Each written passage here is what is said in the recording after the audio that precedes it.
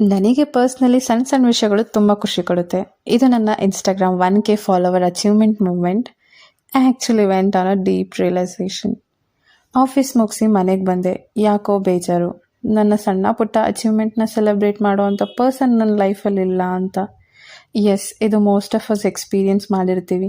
ನಾವೇನೋ ಟ್ರೈ ಮಾಡ್ತಿರ್ತೀವಿ ಮಾಡೋದಕ್ಕೆ, ಬಟ್ ನೋ ಒನ್ ರೆಕಗ್ನೈಸ್. ಎಲ್ಲವನ್ನು ಸೆಲೆಬ್ರೇಟ್ ಮಾಡೋವಂಥ ಫ್ರೆಂಡ್ಸ್ ಇಲ್ಲ. They are busy in their own responsibilities.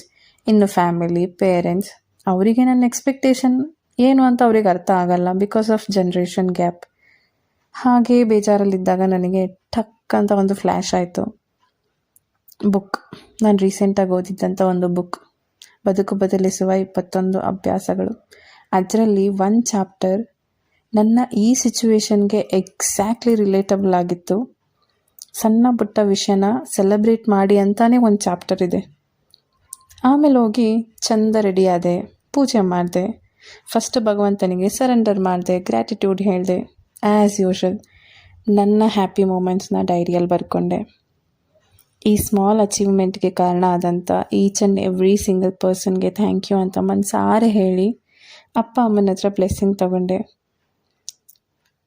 ಇಷ್ಟೆಲ್ಲ ಓಕೆ. ಆ ಪುಸ್ತಕದಲ್ಲಿ ನಿಜವಾಗ್ಲೂ ಅಂಥದ್ದೇನಿತ್ತು ಏನಂದರೆ, ಸಣ್ಣ ಪುಟ್ಟ ಗೆಲುವನ್ನು ನಾವು ಸೆಲೆಬ್ರೇಟ್ ಮಾಡಿದಾಗ ನಮ್ಮ ಬಾಡಿಯಲ್ಲಿ ಡೊಪಮೈನ್ ಜಾಸ್ತಿ ಆಗುತ್ತೆ. ಇನ್ನೂ ಜಾಸ್ತಿ ಇಂಥ ಒಂದು ಅಚೀವ್ಮೆಂಟ್ ಮಾಡೋದಕ್ಕೆ ನಮಗೆ ಎನ್ಕರೇಜ್ ಆಗುತ್ತೆ. ಸೈಂಟಿಫಿಕಲಿ ನಮ್ಮ ನರ್ವ್ ಸಿಸ್ಟಮ್ ಬೂಸ್ಟ್ ಆಗುತ್ತೆ. ಯಾರೋ ಸೆಲೆಬ್ರೇಟ್ ಮಾಡಬೇಕು ಅನ್ನೋ ಎಕ್ಸ್ಪೆಕ್ಟೇಷನ್ಸ್ ಬಿಟ್ಟರೆ ಸೆಲ್ಫ್ ಲವ್ ಜಾಸ್ತಿ ಆಗುತ್ತೆ. Of course one day every one will celebrate me.